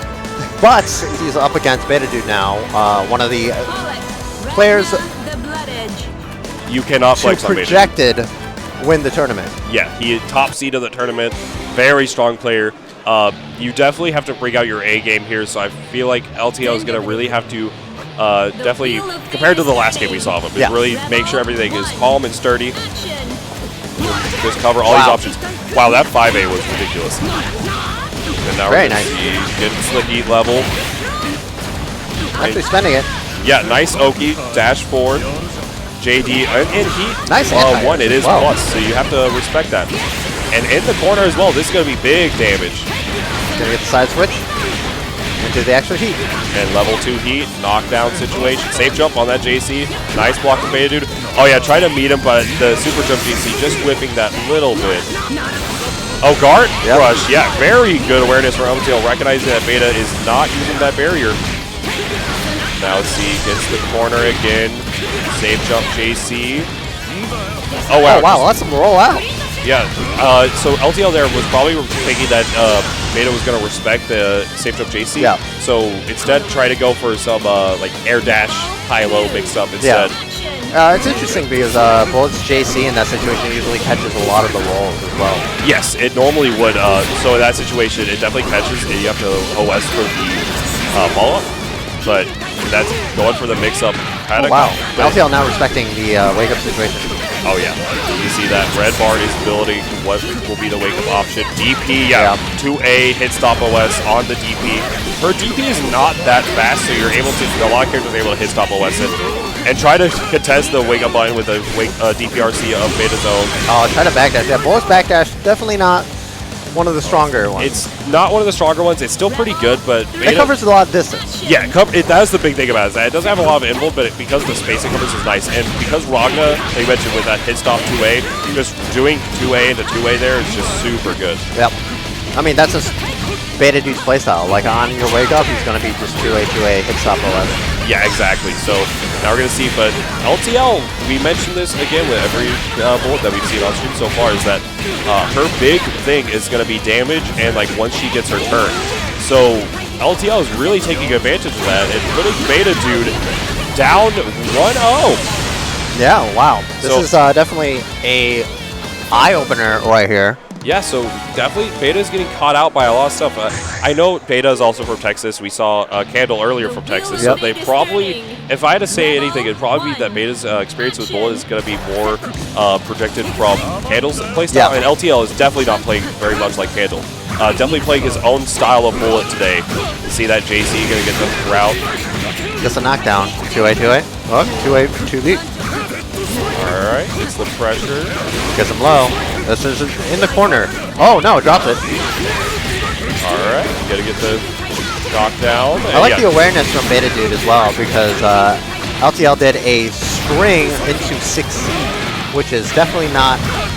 There's no situation where Bullet can actually put you into 6C. Yeah, so in that situation, just recognizing he can do it and really good observation. But now let's see. Beta Dude is looking at really strong right now with that perfect. Going into round 2.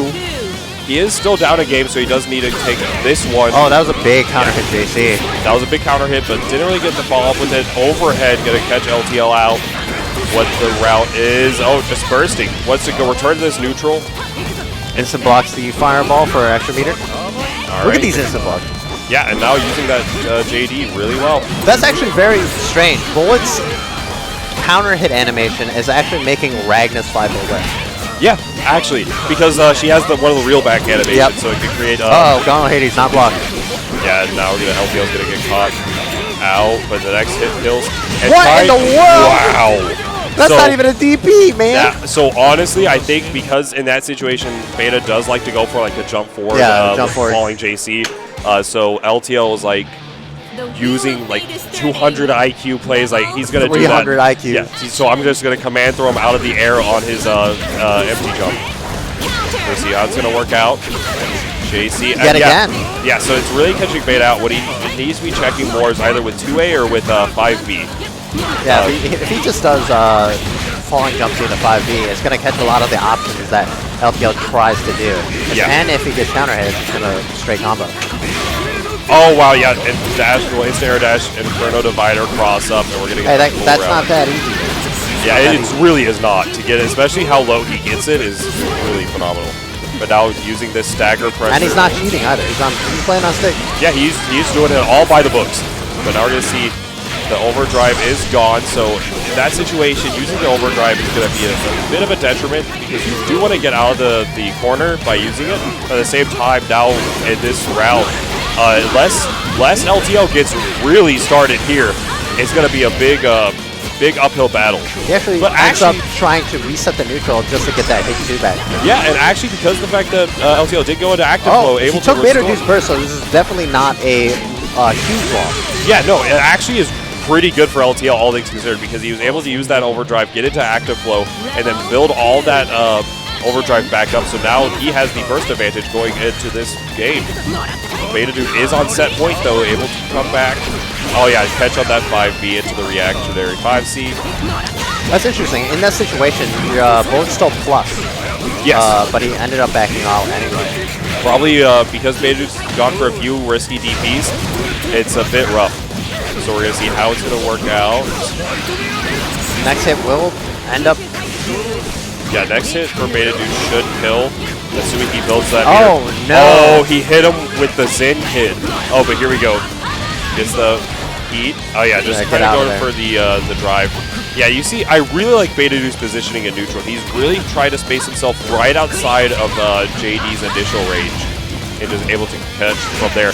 And yeah, able going for these 5As, these JAs to kind of catch out LTL, whatever movement he wants to do. And yeah, you have to burst there. Carnage Scissors on reaction, and that's going to be Beta making it into winner's side, top 8.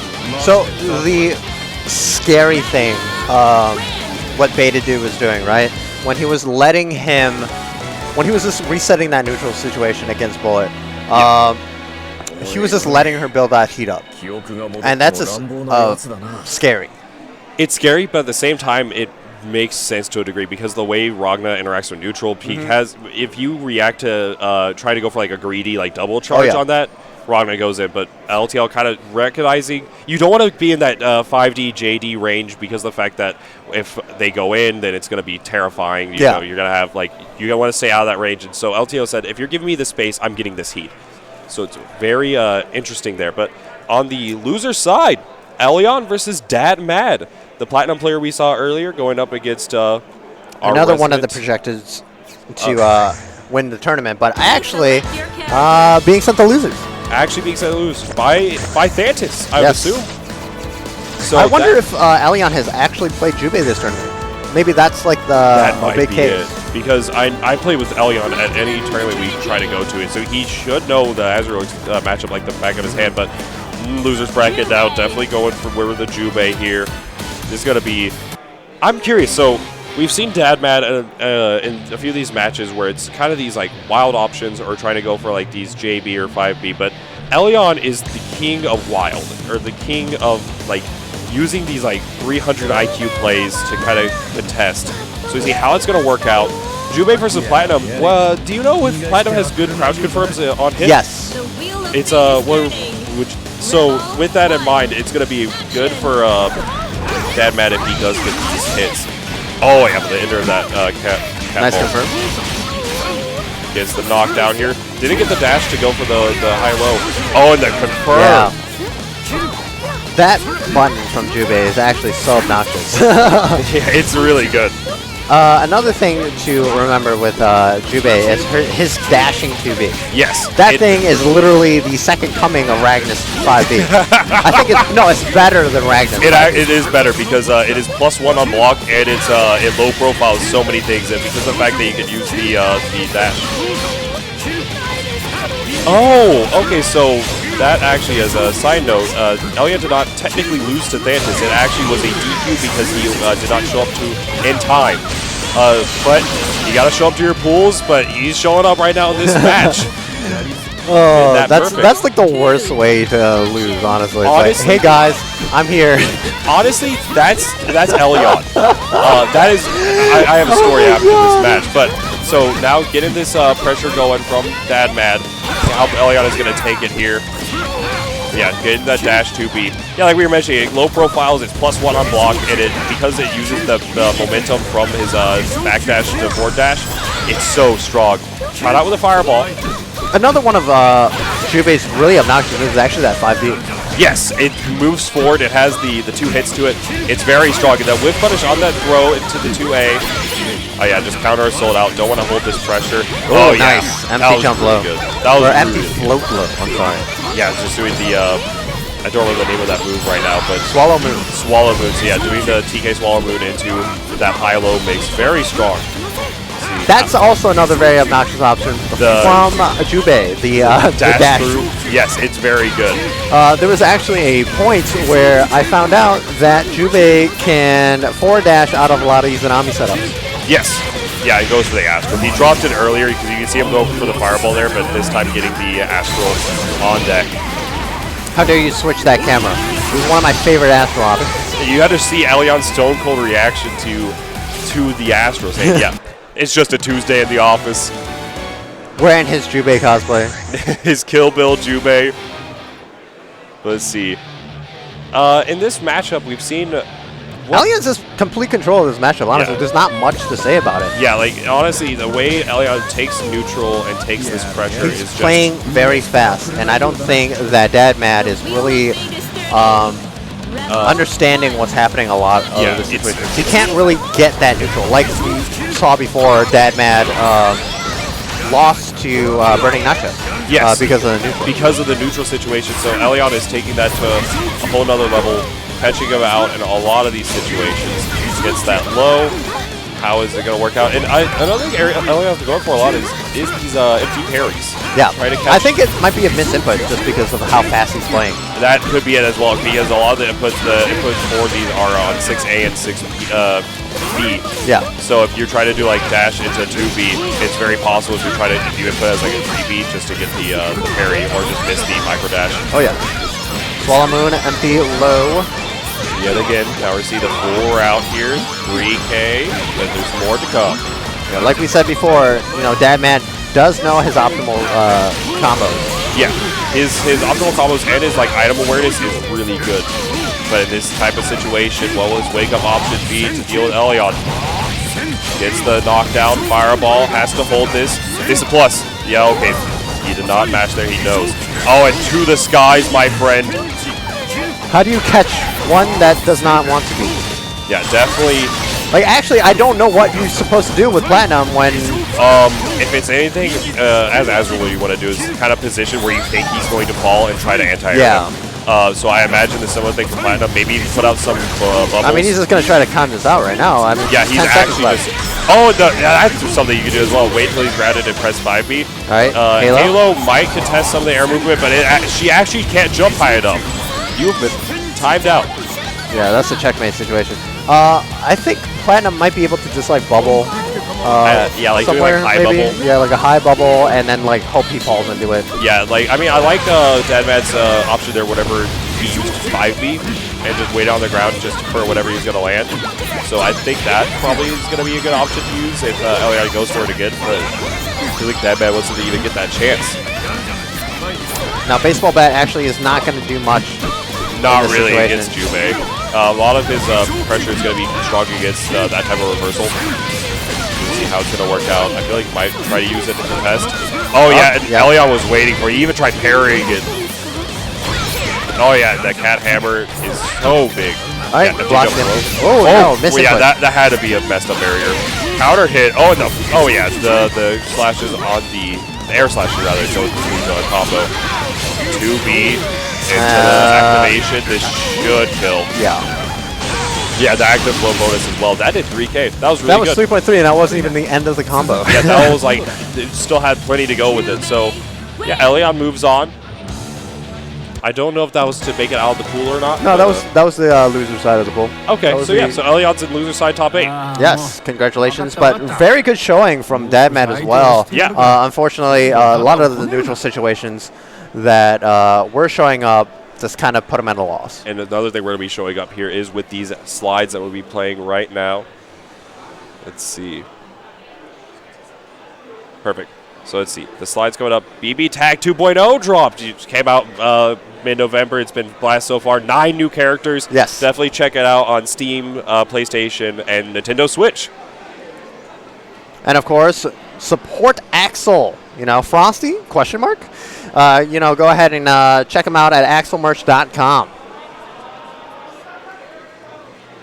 Yeah, we also got Game Changers Arcade coming at you, supporting Frosty Faustings time and time again. Make sure to check them out as well. And of course, check out Ignite Skokie. Now it's on every Friday instead of Thursday. It's going to be starting on February 7th, 6 days after my birthday. But these guys are going to be produced by Low Kick. They've been supporting all of our tournaments from now on. And the Ready Games coming at you. There are cash prize involved with. You can download it from ReadyGames.com or off the App Store or Google Play. Use Hero Code Frosties to get an exclusive game with a prize pool of 300 buckaroos.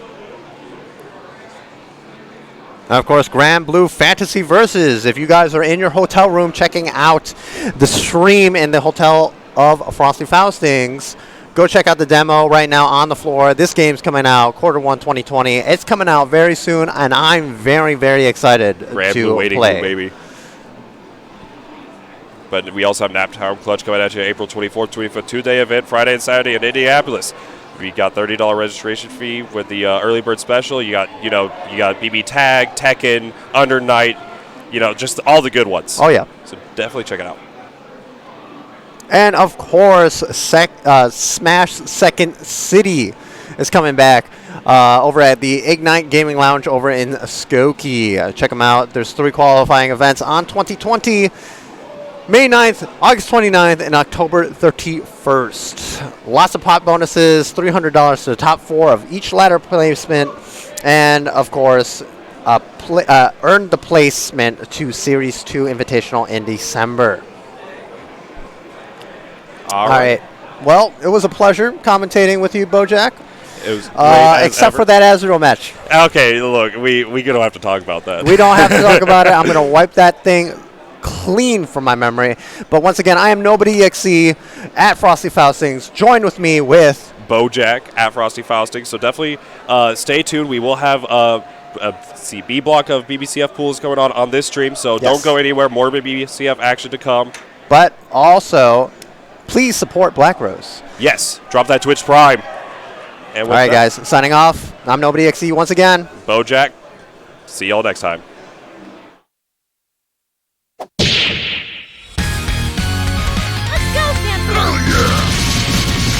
Your hat. Back on the beat. Here comes trouble. Time to operate.